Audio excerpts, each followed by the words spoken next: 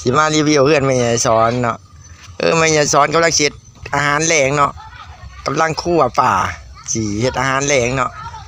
มาเบิ่งภาพรวมของอันเฮือนเราเนาะในเฮือนเราก็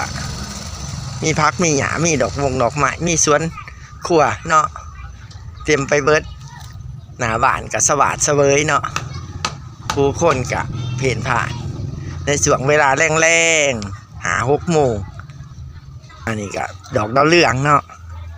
ดอกดาวเรืองแล้วก็พักบัวเนาะปลูกใส่ห้างรวมทั้งต้นกล้วยยังผสมประสานกันเนาะเฮ็ดครัวอยู่เนาะเป็นแบบครัวในอันสวนครัวเนาะปลูกพักปลูกหญ้าผสมประสานมานี่ก็ปลูกพักบงเป็นนั้นน้อยนั่นเนาะสวนครัวรวมผักบุ้งกำลังขึ้น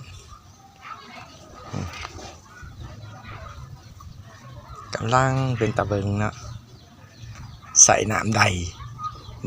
ฮดแต่ละเสาปลูกไปแบบผสมประสาน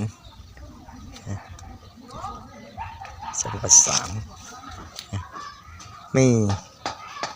เสือกผ่านไล่นกอันนี้นกสิมาจิกอันหุ่นไล่นกอันนี้สิมาจิกอันพักหญ้าเพิ่น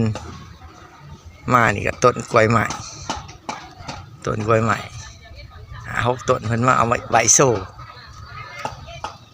นี่ก็ต้นกุหลาบก็วิทย์เดือนนั้นกุมภาพันธ์แล้วก็เบิดดอกเหลือกุหลาบขาวบ่กี่ดอกเนาะกับผักกาดแล้วก็ผัก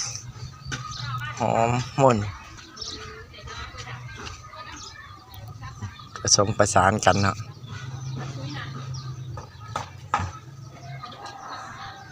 ถือว่าเนื้อที่เพิ่นในเขตบริเวณบ้านก็พอปลูกฟักปลูกหญ้ากลุ่มตนเองได้อยู่ได้นี่รีวิวเบิ่งว่าครอบครัวเพิ่นชีวิตประจำวันอยู่จังไดเนาะแต่ละมื้อก็ปลูกฟักปลูกหญ้ามีเวียกไปผ่านไปนี่ก็แม่นบ่ได้ไปใช้กับงุ่มน้ำพักน้ำหญ้านี่เด้อันนี้ก็คือห้องน้ำอยู่นอกบ้านเนาะมีห้องน้ำอยู่นอกบ้านห้องน้ำเที่ยวหน้าก็มีสวนพักเนาะบริเวณนี้เนาะก็ถือว่าสวัสดิ์เสวยผักหญ้ามีครบทุกชนิดบ่ว่าหมักเขือ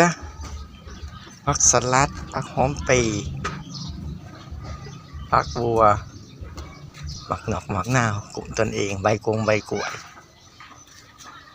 มาหอนี่ก็สิเบิ่งภาพรวมเท่านี้ก่อนเนาะมันก็ยามเวลาแรงๆมาหอนี่ก็เบิดเท่านี้สบายดี